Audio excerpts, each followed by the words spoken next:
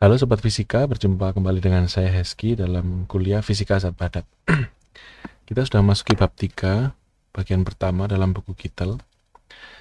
Dalam bab ini kita akan membahas mengapa suatu kristal itu berikatan. Apa yang membuat kristal itu bisa bergabung bersama-sama dan mereka lebih stabil dalam bentuk kristal daripada berbentuk gas-gas yang terpisah misalkan, atau atom-atom yang terpisah.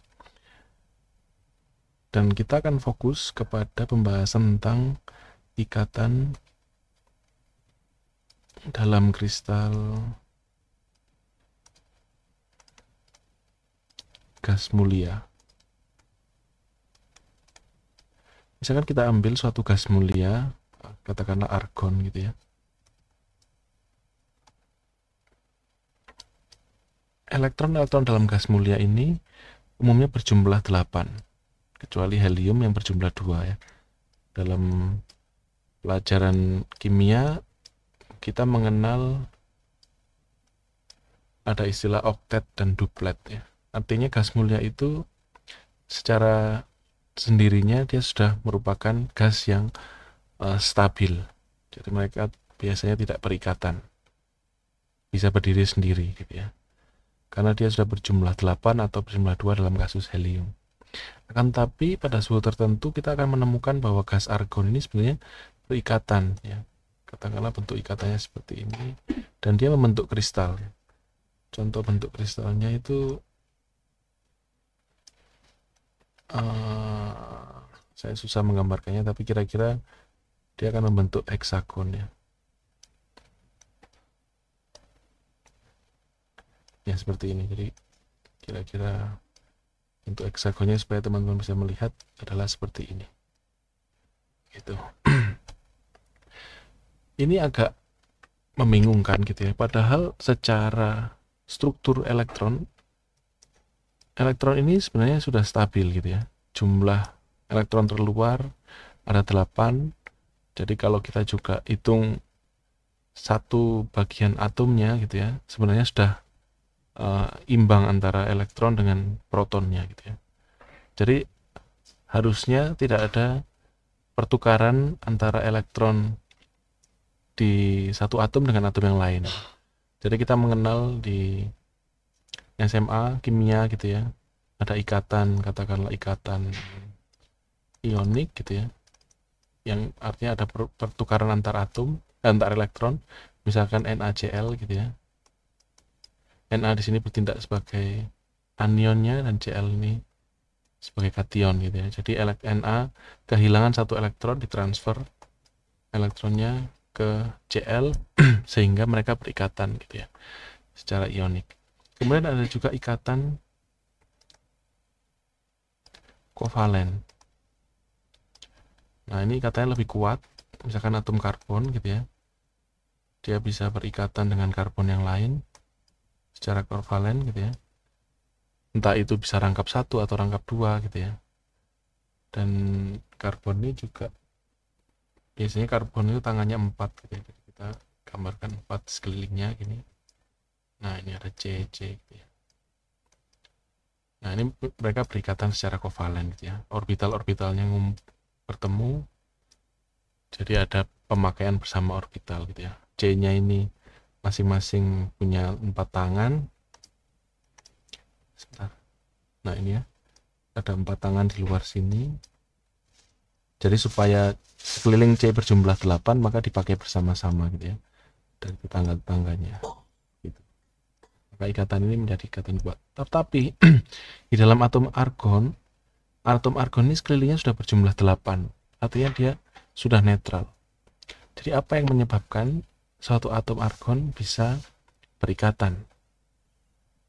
Nah, jawabannya adalah sesuatu yang netral atau katakanlah total muatannya itu bernilai 0 gitu ya, total muatan sama dengan 0. Itu tidak berarti dia memang terdiri dari 0 muatan gitu ya. Tetapi muatan yang berjumlah 0 itu bisa aja terdiri dari katakanlah -2 plus 2 gitu ya. Jadi sesuatu yang netral itu bisa kita ganggu sehingga ada bagian yang lebih positif dan juga bagian yang lebih negatif. Maksud saya seperti ini ya. Jadi katakanlah atom argon itu secara total dia netral gitu ya. Ini secara total dia netral. Ketika ada atom argon yang lain mendekati dia gitu ya. Jadi mereka ini saling mendekat. Ternyata bagian yang positif ngumpul di sini gitu ya. Sementara atom ini bisa bertemu dengan bagian yang negatif. Itu secara netralnya ya. Jadi ketika ada gangguan dengan atom lain, maka di bagian yang tertentu dia lebih positif, bagian yang lain dia lebih negatif. Kemudian akhirnya bagian positifnya dia ketemu di sini gitu ya, supaya stabil. Jadi yang negatif di sini gitu. Nah, ini yang kita sebut sebagai pembentukan dipol ya. Pembentukan dipol. Jadi sesuatu yang memang secara total dia netral, tetapi dipecah menjadi ada bagian yang lebih positif dan bagian yang lebih negatif gitu ya. Sini juga. Nah, dipol ini artinya adalah artinya dua, jadi dua kutub gitu ya, plus dan minus. Nah, akhirnya terbentuklah ikatan antar atom yang menyebabkan argon secara stabil bisa menjadi suatu kristal yang netral gitu.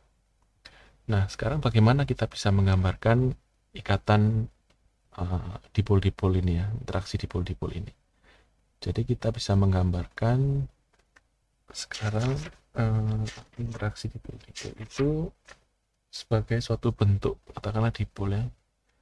Anggaplah kita punya dua muatan ya. Walaupun ini cuma model ya, gambarnya ukuran besar atau kecilnya bulatan ini tidak berarti atom ataupun elektron gitu ya. Tapi anggap aja ini model sederhana yang menggambarkan bahwa plus dan minus ini terikat oleh suatu pegas gitu misalkan ya. Nah, ini dia plus dan juga minus gitu ya di sini. Oke. Kemudian kita anggap jarak antara kutub positif dengan positif itu adalah R.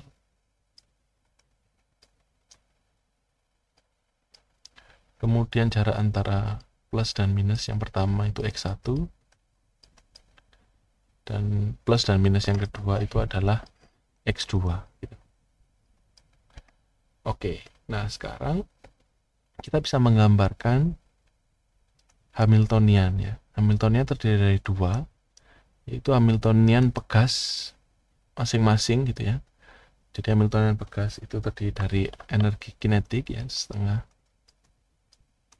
P1, ini adalah momentum pertama gitu, energi kinetiknya, ditambah energi potensialnya adalah setengah C X1 kuadrat ditambah setengah P2 per M gitu ya, kuadrat ditambah setengah CX2 kuadrat gitu ya. Oke. Nah, berikutnya kita menggambarkan interaksi ya antara ion-ion ini dengan interaksi Coulomb gitu ya. Yang pertama adalah interaksi antara kutub positif dengan kutub positif ya. Anggaplah muatannya E gitu ya, E kuadrat gitu. Karena positif dengan positif maka energinya positif dibagi R gitu ya. Itu interaksi yang pertama. Yang kedua adalah interaksi antara yang negatif dengan negatif ya. Jadi sama-sama positif energi totalnya karena muatannya sama-sama negatif. Kemudian jarak antara dua muatan ini yang negatif dan negatif ini adalah jadi R ya. Jarak antara negatif dengan negatif itu adalah R dikurangi X1 gitu ya. Tapi ditambah dengan X2. Gitu. Maka kita tuliskan sebagai E kuadrat per R kurangi X1 ditambah X2 gitu ya. Kemudian ditambah lagi dengan sekarang antara positif dengan negatif ya. Jarak antara positif dengan negatif. Jarak positif dengan negatif positif dengan negatif yang terluar ini ya. Kita tahu jarak antara positif dan negatif sekarang nilai menjadi minus E kuadrat gitu ya. Karena satu muatannya plus, satu negatif. Ini jaraknya adalah R ditambah X2 ya. R ditambah X2. Kemudian antara yang negatif ini dengan yang positif ini, itu jaraknya adalah muatannya juga minus e kuadrat ya, kemudian R dikurangi X1 gitu. Oke. Nah, persamaan Hamiltonian ini itu berbentuk nonlinear ya jadinya ya, karena persamaan geraknya biasanya ditentukan oleh X ya. Ini ada X kuadrat, tetapi di bagian interaksi X itu ada di bawah gitu ya, ada di penyebut gitu ya, pembilang. Nah, persamaan yang seperti ini, nonlinear ini biasanya sulit untuk diselesaikan. Oleh sebab itu kita coba untuk mempromosikan X1, X2 ini yang dari pembilang yang di bawah ini menjadi yang ada di atas dengan cara melinearisasikan permasalahan ini. Dan biasanya gitu ya, kita menganggap bahwa X1 dan X2 itu jauh lebih kecil ya daripada R. Ini yang bisa kita anggap. Nah, perhitungan ini melibatkan suatu teknik yang mengambil yaitu namanya deret Taylor, atau secara khusus kita ambil yang namanya deret Maclaurin ya. Apa itu maksudnya? Misalnya kita punya permasalahan 1 per R dikurangi delta X, katakanlah gitu ya, dengan delta X sangat kecil gitu ya. Delta X ini bisa X1, X2 atau gabungannya gitu ya. Delta X jauh lebih kecil dari R gitu ya. Maka kita bisa menuliskan ini sebagai 1 per R gitu ya, dikalikan 1 dikurangi delta X dibagi R ya. Lalu kita bisa tuliskan 1 per R dikali 1 minus delta X per R pangkat minus 1 gitu. Nah, kemudian ini yang akan kita ekspansikan gitu ya. Teman-teman bisa Google, ada yang namanya deret Taylor ya. Bukan Taylor Swift ya, tapi ini Taylor nama belakang gitu ya. Dan secara khusus ya, deret Taylor ini lebih umum, tapi secara khusus kita dekati di dekat delta X dari kisaran 0 gitu ya. Nah, ini menjadi deret Maclaurin ya. Gitu. Nah, saya memberikan jawabannya aja. Kalau kita punya yang seperti ini gitu ya, kita bisa menuliskannya sebagai per R. Ini 1 gitu ya. Oh sorry, lebih baik saya tuliskan sebagai plus saja ya, supaya tandanya nanti tidak membingungkan. Nah, kalau sini plus gitu ya, di sini menjadi minus ya, minus delta X bagi R ditambah delta X per R kuadrat dan seterusnya. Ini deret. Atau kalau kita bisa tuliskan deret Maclaurin itu 1 plus X gitu ya. Katakanlah X ini kecil gitu ya. Pangkat N itu adalah 1 plus NX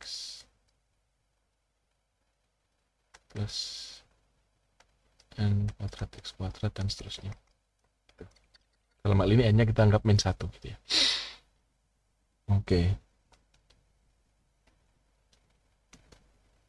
Oke, kalau begitu sekarang kita kumpulkan faktor-faktor yang akan kita deretkan ya.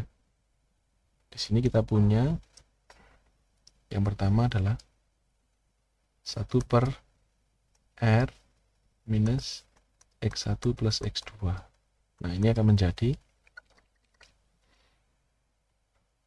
1 per R kurung buka 1 dikurangi X1 dikurangi X2 dibagi R ya, itu. Maka delta X nya adalah X1 minus X2 dan minus ya. Maka ini akan menjadi kira-kira gitu ya, 1 per R 1 ditambah X1 minus X2 per R ditambah X1 minus X2 per R kuadrat ya. Itu yang pertama. Kemudian suku berikutnya itu ada 1 per R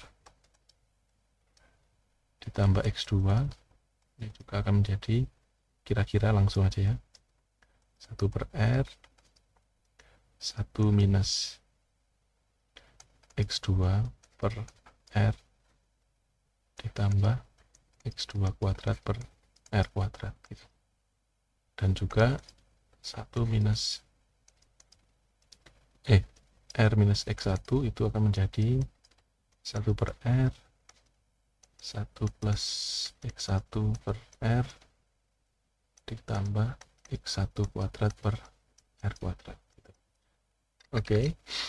Setelah kita melakukan ekspansi, kita masukkan kembali ke faktor-faktor yang tadi. Jadi kita menuliskan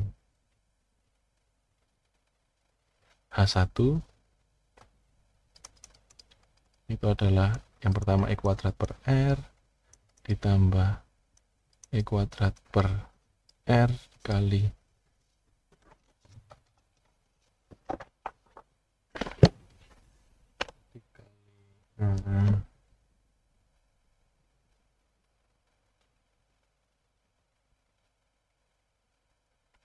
satu, bentar ya, saya contekannya tadi lupa.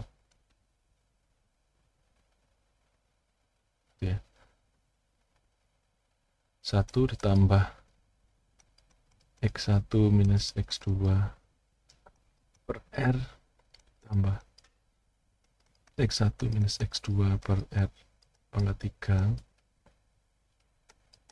Sorry, ini kuadrat ya. Dikurangi E kuadrat per R 1 dikurangi X2 per R tambah X2 kuadrat per R. Kemudian terakhir adalah E kuadrat per R, ini minus ya.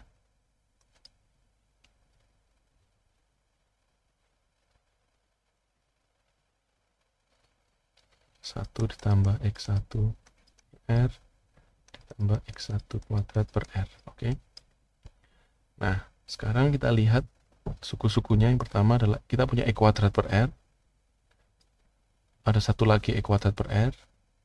Kita jumlah gitu ya, 2 E kuadrat per R. Tapi ada minus di sini ya, minus E kuadrat per R. Dan sekali lagi ada minus E kuadrat per R. Ya. Maka kita bisa hapus ya, semua E kuadrat per R hilang gitu ya. Oke, yang berikutnya suku yang linier ya dengan X1 ya. Jadi ini ada X1 per R kuadrat. Kemudian ada di sini minus gitu ya. X1 per R kuadrat.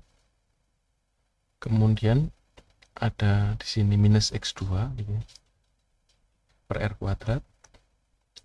Dan ini adalah plus gitu ya, X2 per R kuadrat. Nah, ini kalau kita ekspansi, kita kerjakan, yang linier ini juga hilang gitu ya, lenyap. Itulah mengapa kita membutuhkan ekspansi sampai order 2 gitu ya. Nah, sekarang kita hanya fokus ke bagian yang order 2 itu dari X1 ya. Maka kita tulis H1 itu adalah E kuadrat per R X1 kuadrat kurang X2 kuadrat itu menjadi X1 kuadrat ditambah X2 kuadrat dikurangi 2X1 X2 gitu ya. Ini sekarang R kuadrat kali R jadi R pangkat 3. Dan di sini kita punya minus ya. E kuadrat per R X2 kuadrat. Ini R-nya menjadi, sorry ini kuadrat ya. Dia menjadi pangkat 3. Kemudian ada minus lagi di sini, minus E kuadrat per R pangkat 3. Ini salah lagi ya, saya ini kuadrat lagi. Dikalikan X1 kuadrat gitu ya. Maka kita memperhatikan X1 kuadrat di sini kehapus dengan X1 kuadrat di sini, X2 kuadrat di sini terhapus dengan X2 kuadrat di sini gitu ya. Maka kita mendapatkan H1 itu adalah minus gitu ya, E kuadrat per R pangkat 3 2 kali X1 dikalikan X2 gitu. Oke. Berarti sekarang kita sudah mendapatkan Hamiltonian 0 dan Hamiltonian 1 yang lebih sederhana. Karena Hamiltonian 1 tadi bukan lagi ada di penyebut, tapi sekarang ada di pembilang di atas gitu ya. Sekarang saya copy dulu ya Hamiltonian 0-nya. Cuman permasalahannya adalah tetap persamaannya masih nonlinear karena ada perkalian antara X1 dengan X2. Jadi interaksinya, saya kehilangan kursor. Oke.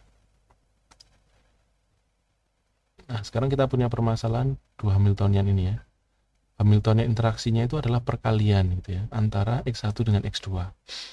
Nah, untuk bisa menyelesaikan permasalahan ini gitu ya, kita itu ingin mempunyai Hamiltonian 2 ini yang tidak terkapel gitu ya. Jadi tidak ada suku yang mengalihkan antara X1 dengan X2. Kita mau supaya Hamiltonian itu berdiri sendiri-sendiri. Bagian 1 sendiri, bagian 2 sendiri. Nah, untuk menyelesaikan permasalahan ini gitu ya, kita mengingat dulu kalau ada dua perkalian gitu ya, misalkan A dikalikan B gitu ya. Nah, kita pecah ini gitu ya. Yang A itu kita pecah menjadi C plus D, katakanlah begitu. Yang B ini kita pecah menjadi C minus D.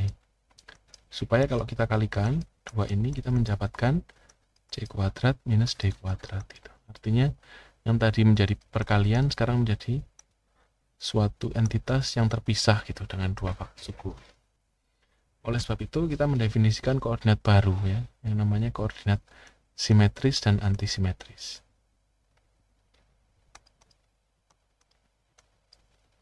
Koordinat simetris itu kita tuliskan sebagai akar pangkat 2 dari X1 plus X2.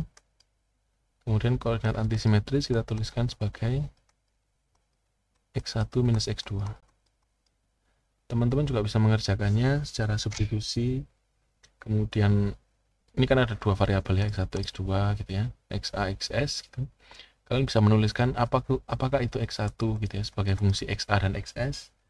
Nanti kalian mendapatkan X1 itu adalah akar pangkat 2 dari XA ditambah XS. Dan juga X2 itu adalah dari XS dikurangi XA. Gitu. Demikian juga kita bisa menuliskan P1 dengan P2 sebagai bentuk koordinat simetris dan antisimetrisnya. PS tambah PA, kemudian P2 itu adalah akar dari PS kurangi PA ya. Oke. Nah, di bagian Hamiltonian ini misalkan ya, kita punya X1 dikali X2 gitu ya. Nah, kita akan melihat kalau X1 kalikan X2 menjadi apa. Jadi misalkan ada perkalian X1 dikali X2 gitu ya, di bagian H1 ya. Jadi proporsional dengan ini. Nah, kita akan melihat ini menjadi apa. Ini menjadi seperakar 2 kali seperakar 2 itu menjadi setengah. Nah, ini XA plus XS dikalikan XS kurangi XA. Nah, ini exactly akan menjadi bentuk yang kita inginkan, yaitu XS kuadrat kurangi XA kuadrat. Nah, ini dua yang terpisah gitu ya. Yang tadi perkalian sekarang menjadi suatu penjumlahan atau pengurangan. Nah, kemudian juga H0 itu proporsional dengan P1 kuadrat gitu ya, ditambah P2 kuadrat. Ini akan menjadi apa? P1 kuadrat itu PS ditambah PA ya. Sedangkan P2 kuadrat itu adalah PS kurangi PA gitu ya. Nah, kita cek gitu ya. Ini adalah setengah dari PS kuadrat ditambah PA kuadrat tambah 2 PA PS. Kemudian bagian yang minus adalah PS kuadrat ditambah PA kuadrat dikurangi 2 PA PS gitu ya. Nah, suku pengalinya yang ini itu hilang gitu ya. Sehingga kita mendapatkan PS kuadrat tambah PA kuadrat 2 kali dibagi 2 itu tetap sama gitu ya. Jadi P1 kuadrat ditambah P2 kuadrat itu kesimpulannya adalah sama dengan PS kuadrat ditambah PA kuadrat. Demikian halnya dengan X1 kuadrat ditambah X2 kuadrat gitu ya. Ini akan menjadi xs kuadrat ditambah xa kuadrat. Oleh sebab itu, Hamiltonian dalam koordinat yang sudah ditransformasi akan menjadi H0 tadi adalah 1/2m gitu ya, ps kuadrat ditambah setengah c xs kuadrat ditambah 1/2m pa kuadrat ditambah setengah c xa kuadrat, dan H1-nya menjadi H-2e kuadrat per r pangkat 3, kemudian x1 dikali x2 tadi menjadi setengah dari xs kuadrat kurangi xa kuadrat ya. Maka ini kecoret. Jadi Hamiltonian totalnya kita bisa menuliskan sebagai setengah 1/2pm gitu ya, ps kuadrat ditambah setengah kemudian xs kuadrat ya. Tapi ada faktor tambahan yaitu c sekarang dikoreksi dengan minus e kuadrat per r pangkat 3 gitu ya, ditambah 1/2m pa kuadrat ditambah setengah c xa dulu saya tulis ya, xa kuadrat dengan konstanta c yang dikoreksi dengan ditambah e kuadrat per r pangkat 3 gitu. Oke. Nah, ini adalah Hamiltonian total yang sebenarnya terdiri dari dua harmonic oscillator, tapi sekarang dia tidak terkapel lagi gitu ya, tidak ada faktor yang mengaitkan antara koordinat S dengan koordinat A gitu.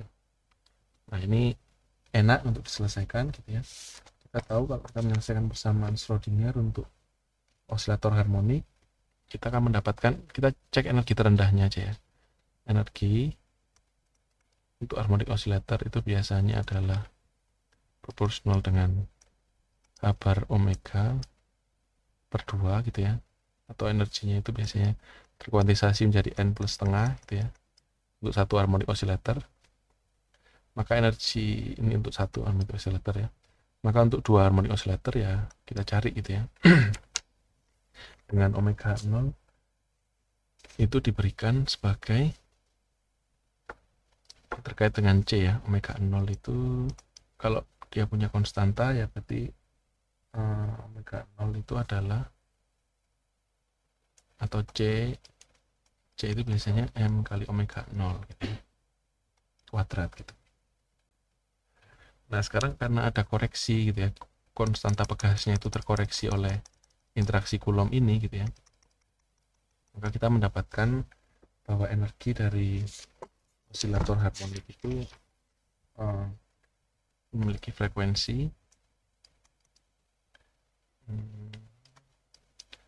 C plus minus, sebentar ya, tidak ada salah. Oke, sorry. Di sini ada setengah C ya, sorry. Jadi ada setengah, saya masukkan, berarti ini harus kali 2 ya, karena tadi sebenarnya koefisiennya cuma nggak ada setengah di sini, maka kali 2. C plus minus 2e kuadrat per r pangkat 3 kita bagi dengan masanya gitu ya, dibagi m, kita bagi dengan m tapi dipangkatkan setengah gitu ya. Ini frekuensinya.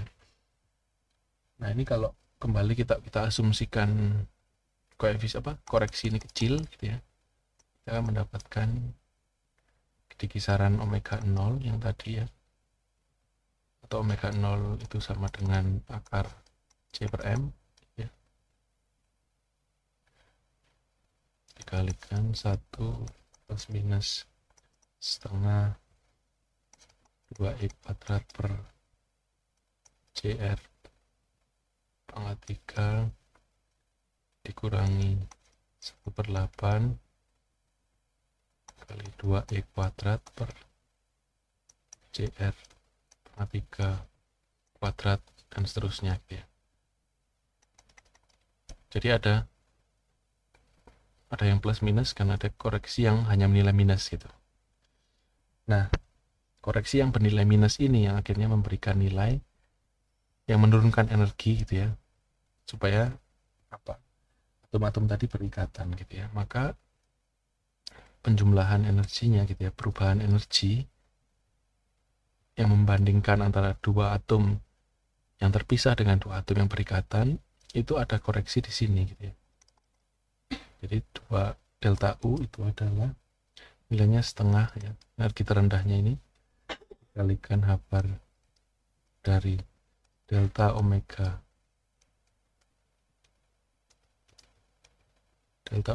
yang S ditambah delta omega yang A gitu ya. Nah, perhatikan delta omega yang di suku linier itu saling menghilangkan ya, karena satunya bernilai plus, satunya bernilai minus gitu ya. Tapi yang di suku yang kedua kuadratik ini tidak menghilangkan gitu ya. Maka kita mendapatkan bahwa dia bernilai setengah H bar kalikan 2 dikalikan 1/8 kali 2 E kuadrat per CR pangkat 3 kuadrat gitu ya.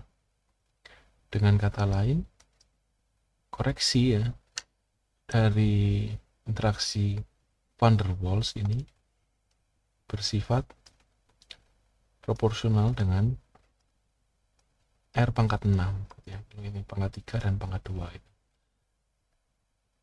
Dan nilainya minus ya, ini nilainya minus. Dan nilai minus ini sangat penting yang menunjukkan bahwa memang interaksi van der Waals itu membuat atom-atom itu berikatan satu sama lain ya.